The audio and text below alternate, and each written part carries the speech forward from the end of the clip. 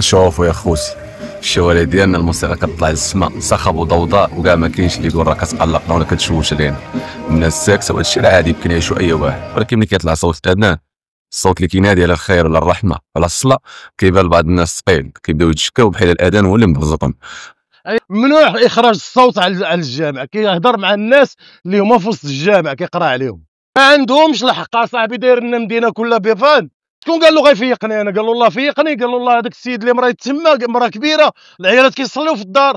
واش هادشي ماشي مفارقه كبيره؟ واش ماشي غير نرضاو بالحرام ندوي في الزنقه بلا قيود ونتردوا في قبول صوت الحلال اللي كيذكرنا بالله؟ اسمع، هذا ماشي غير صوت، راه حياه ونداء، وكيقول لنا خليو الدنيا شويه وتوجهوا اللي خلقكم. خاصنا نحترموا الاذان بحال كما كنسمحوا لكل حاجه اخرى تملأ الشوارع بالصوت ديالها، بل اكثر، حيت هذا النداء راه ماشي بحال اي صوت. الله يجعلنا من الناس اللي كيحيوا شعائر الدين ديالهم وما يخليوش صوت الدنيا يبقى على صوت الحق. غادي نقرب لكم اكثر باش تفهموني.